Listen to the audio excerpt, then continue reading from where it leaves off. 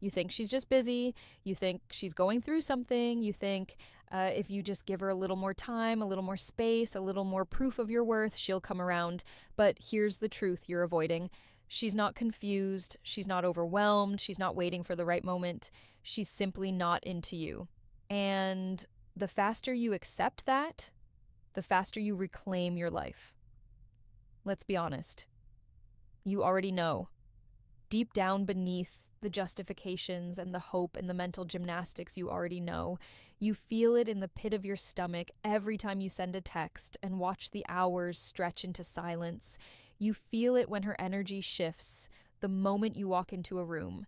You feel it in the way she talks about her future and you're nowhere in the frame, but you ignore it. You bury it, you tell yourself stories because the alternative, accepting that she doesn't want you, feels like failure and you'd rather live in uncertainty than face that. But here's what I need you to understand.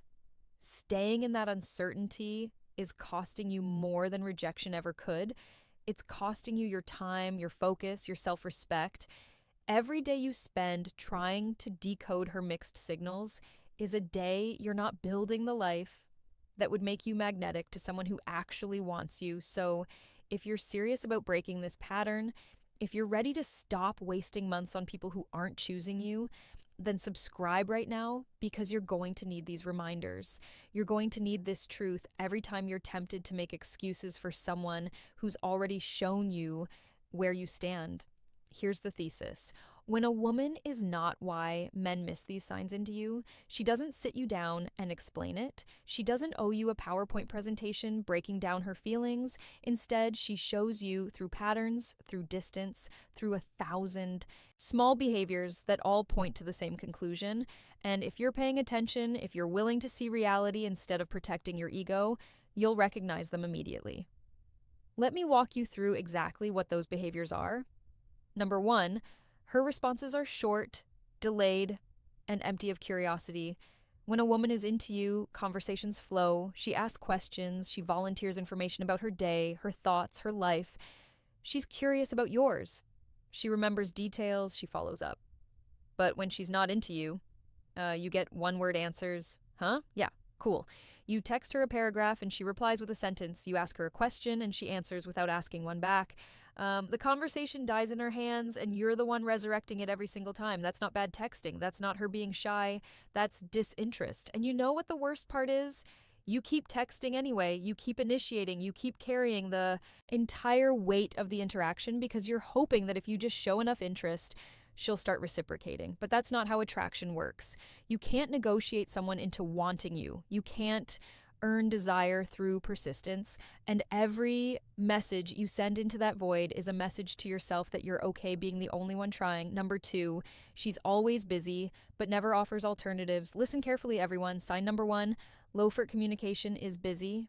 Everyone has obligations, work, stress, life.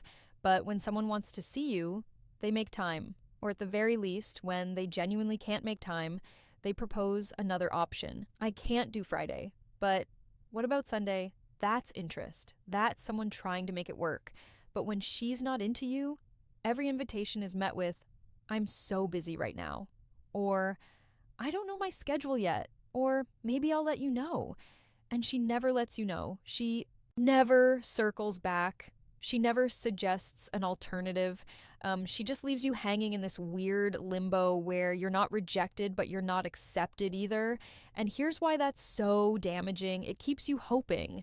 It keeps you in orbit. It keeps you available for her attention whenever she feels like giving it without her ever having to commit to actually spending time with you. That's called breadcrumbing.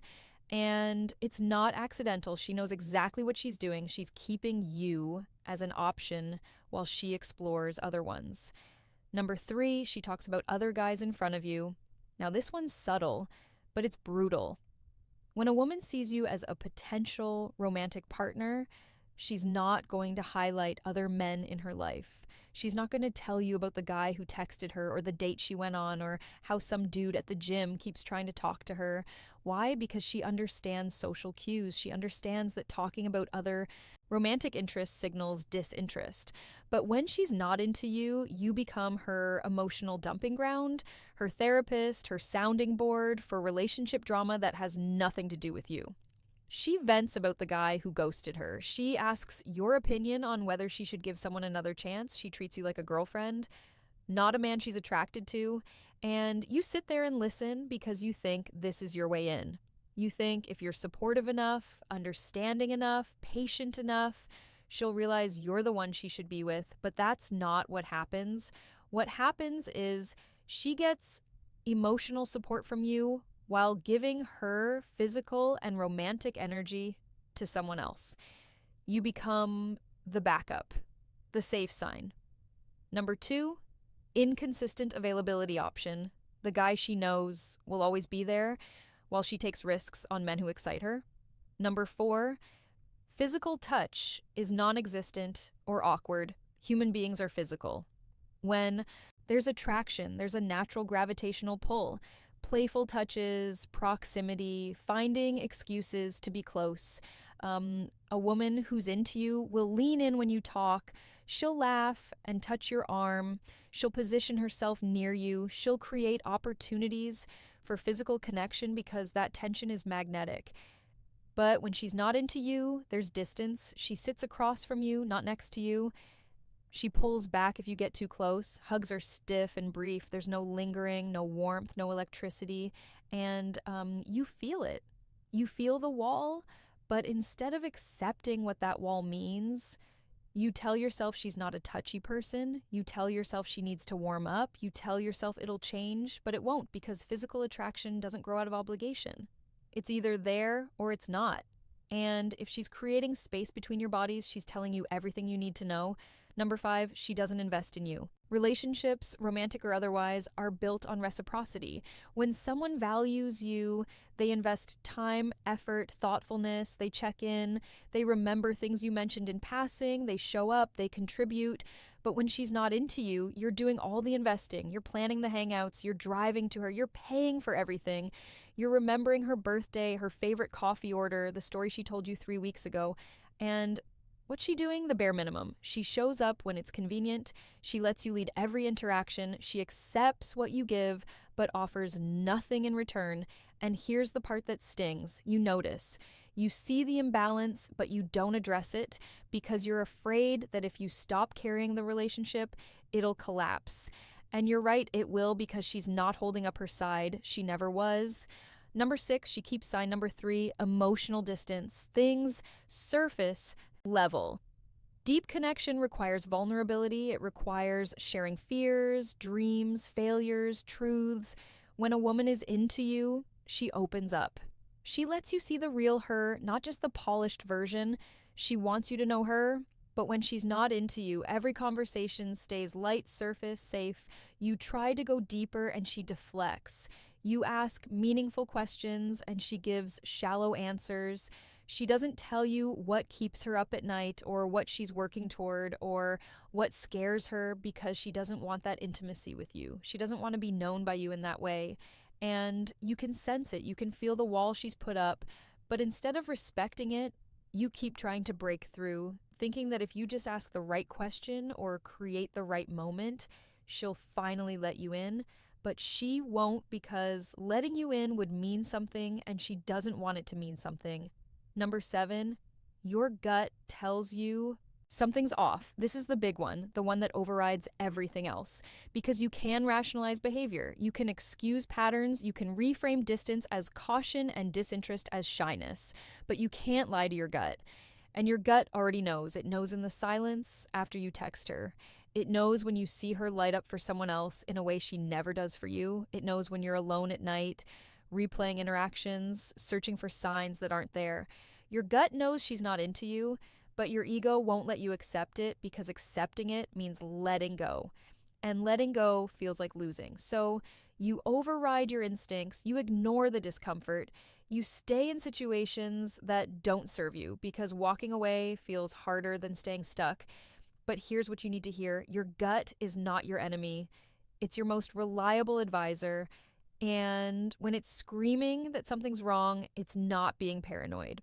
It's protecting you from wasting your life on someone who's already decided you're not what they want. Now, let's talk about why this sign number 4. No curiosity about you happens. Why do women do this instead of just being direct? Why the distance, the mixed signals, the slow fade instead of a clean "I'm not interested"? A few reasons. 1. Conflict avoidance. Most people, men and women, don't like confrontation. Rejecting someone directly is uncomfortable. It's awkward. It risks hurting feelings or causing a scene. So instead, they create distance and hope you get the hint. 2. Ego protection. She likes the attention. She likes knowing someone's interested. It feels good to be wanted, even if she doesn't want you back. So she keeps you around at arm's length, close enough to feed her ego, but far enough that you can't expect anything real. 3. Genuine uncertainty, but only for a short window. Maybe she wasn't sure at first. Maybe she was figuring it out, but here's the key. That uncertainty doesn't last long. Attraction clarifies fast. And if weeks or months have passed and she's still giving you breadcrumbs, it's not uncertainty anymore. It's a decision she's decided. She's just not telling you. And here's what this costs you. Every day you spend orbiting someone who doesn't want you is a day you're not available to someone who would. Every ounce of energy you pour into trying to win her over is energy you're not putting into your purpose, your growth, your life. You stop working out because you're too emotionally drained. You stop pursuing opportunities because you're distracted. You stop showing up as your best self because you're stuck in your head trying to figure out what you did wrong or what you need to do differently. And the irony, the thing that would actually make you attractive, focus, mission, self-respect, abundance, is the exact thing you sacrifice while chasing someone who doesn't choose you. You become less of the man you need to be because you're trying to be enough for someone who's already decided you're not. So let's reframe this. Recognizing that she's not into you is not a loss. It's clarity, it's freedom, it's the sign number 5. You initiate everything data. You need to stop wasting your time and redirect your energy towards something real. Because here's the truth.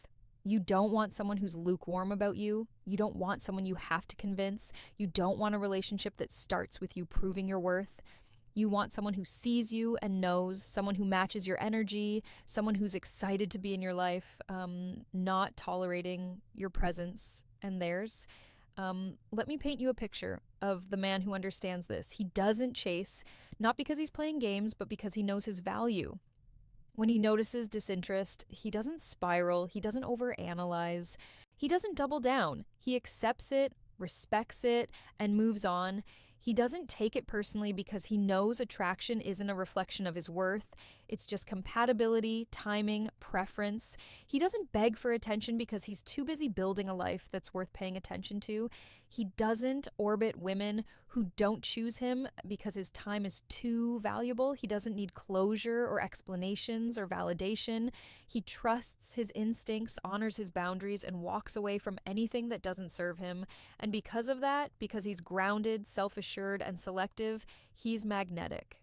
Women notice, they respect it, they're drawn to it. Not all of them, but the right ones.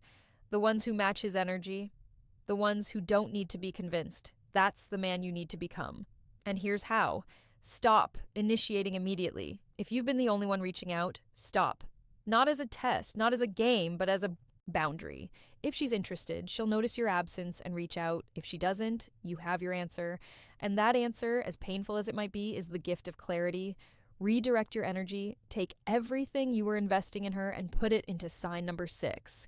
No future talk yourself, your body, your skills, your goals, your circle, your purpose. Become the kind of man who doesn't have time to chase because he's too busy building. Set a standard.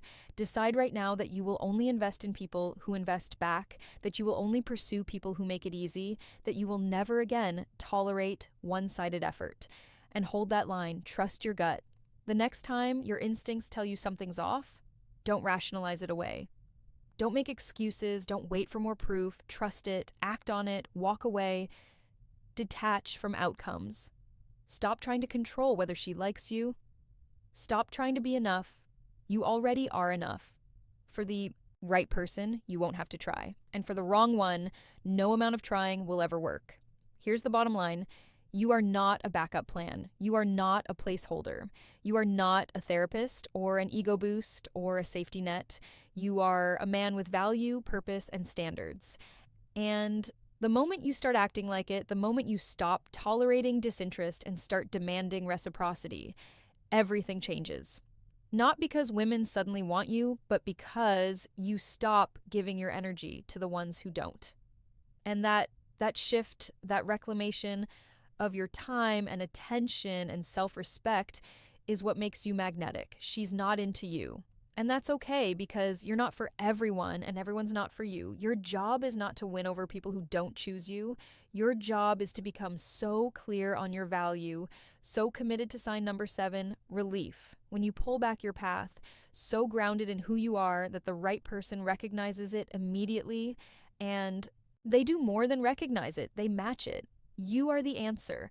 Not her validation, not her approval, not her finally coming around. You, your focus, your discipline, your standards, your refusal to settle. That's what changes everything. If this hit you, if you felt that pull to stop lying to yourself and start demanding better, then subscribe because you're going to need this. You're going to need the reminder when you're tempted to text her again. You're going to need the truth when everyone else is telling you to keep trying. You're going to need the clarity when your emotions are trying to override your instincts. This is where the real work happens. This is where men who are tired of being options become men who set the standard. And you belong here now. Go reclaim your time, reclaim your energy, reclaim your life, and stop waiting for permission from someone who's already told